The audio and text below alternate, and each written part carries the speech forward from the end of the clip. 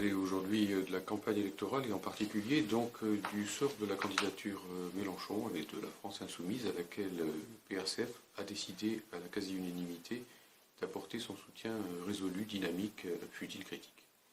Cette candidature aujourd'hui est très attaquée et même on peut dire qu'elle est l'objet d'une sorte de prise en étau, de prise en tenaille entre d'un côté le Parti socialiste, dont il faut reconnaître qu'il a réussi un certain ravalement de façade avec l'opération Benoît Hamon, et de notre côté l'appareil du PCF qui fait tout en ce moment pour, au fond, aider le Parti socialiste à marginaliser la candidature Mélenchon sous prétexte de faire l'union de la gauche et donc de réunir en une seule candidature Mélenchon, Jadot et Hamon. Ce n'est pas très juste, toute cette conception des choses, bien loin s'en faut, puisque en réalité, cette soi-disant union de la gauche fait l'impasse sur des questions extrêmement importantes. La première question, c'est celle de la paix. Benoît Hamon, comme le Parti socialiste, comme Macron, comme Fillon, est favorable à l'Europe fédérale, au gouvernement de la zone euro. Il est favorable aussi à donner 2% du PIB, du produit intérieur brut français, à l'OTAN et à la défense européenne, comme le réclament les Américains. Et par conséquent, il est dans la démarche qui mène tout bonnement à une confrontation extrêmement dangereuse avec la Russie. Et c'est tout le contraire, par conséquent, de la tradition issue du Parti socialiste tel qu'il était à l'époque de Jaurès. Ça, c'est le premier point. Le deuxième point, c'est la question européenne. Sur la question européenne, Mélenchon est beaucoup plus avancé que Benoît Hamon, puisque Mélenchon dit l'Union européenne, on la change ou on en sort. Évidemment, Benoît Hamon est fort loin de dire ça, et le PCF lui-même, d'ailleurs, est aussi très loin de se poser tout simplement la question du Frexit progressiste, de la sortie de l'Union européenne.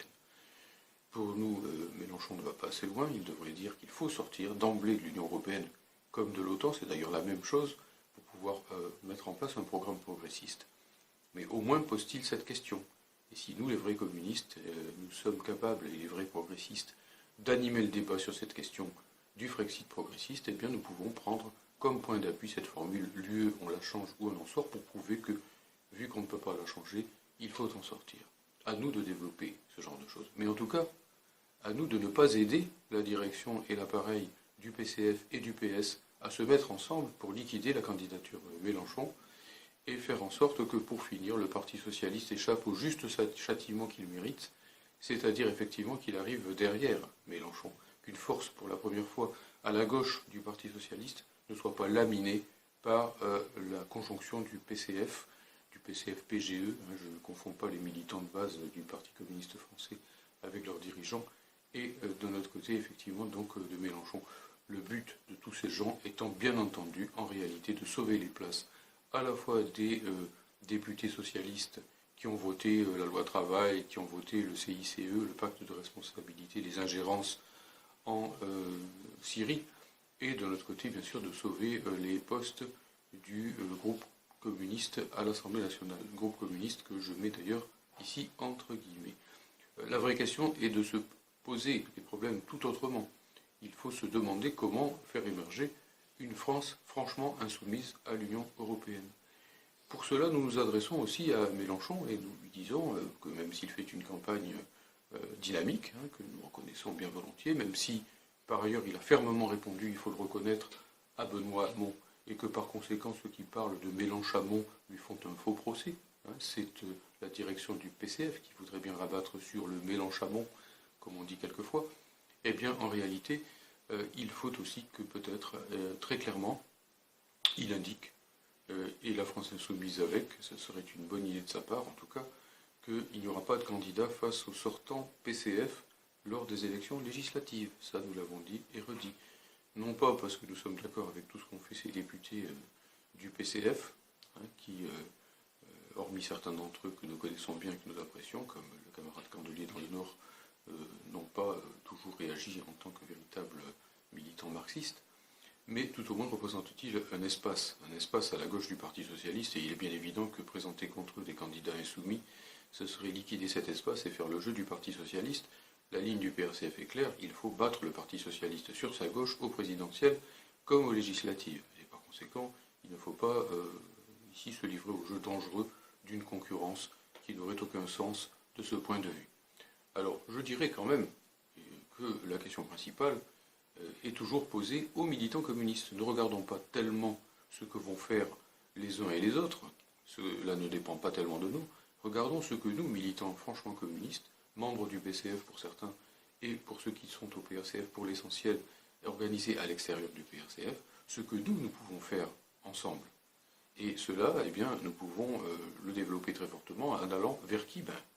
Non pas vers les couches moyennes, tout le monde courtise les couches moyennes, même si c'est indispensable aussi, je ne fais pas une croix dessus, bien sûr. Mais allons d'abord vers cette classe à laquelle plus personne ne parle, et qui est la classe ouvrière, la classe décisive,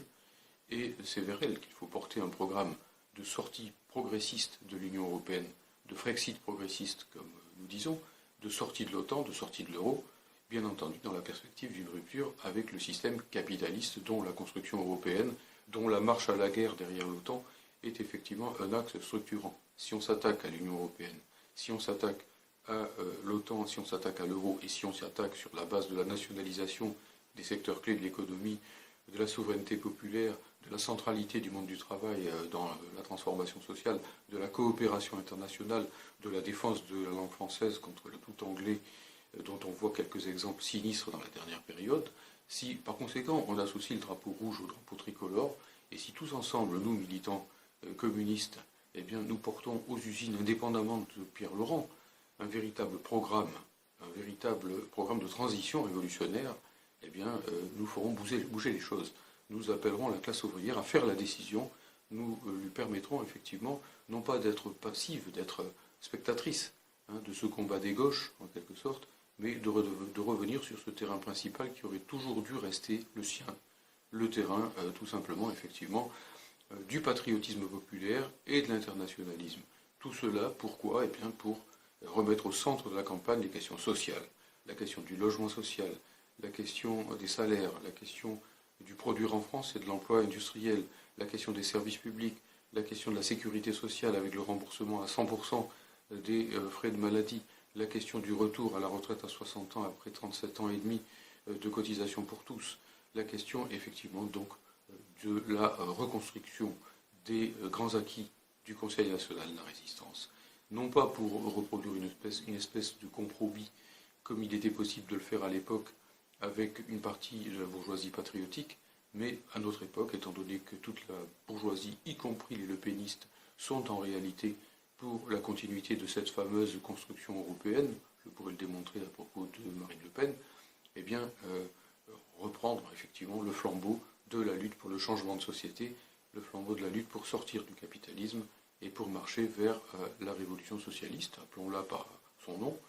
puisque nous sommes dans cette année 2017, où il va y avoir une série d'attaques concentrées contre le centième anniversaire de la Révolution d'octobre, alors qu'au contraire, la lutte contre le capitalisme est plus centrale que jamais, non seulement pour changer la vie, pour améliorer la vie des travailleurs de France, mais pour aussi sans doute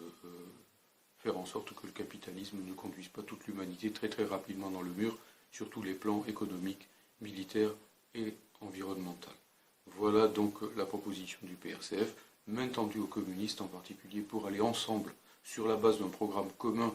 des 4 sorties, euro, OTAN, Union européenne et capitalisme, vers les travailleurs, vers ceux des usines, vers ceux des services publics. C'est comme ça que nous pouvons faire bouger les choses et que nous pourrons conjurer ce second tour absolument cauchemardesque que serait la confrontation entre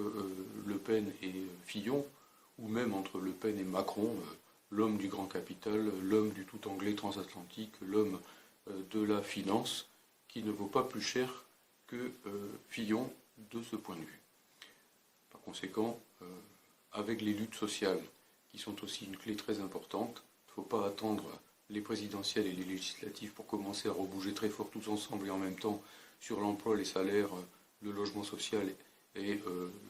les questions de protection sociale. Eh bien, voilà des clés pour que nous puissions ne plus être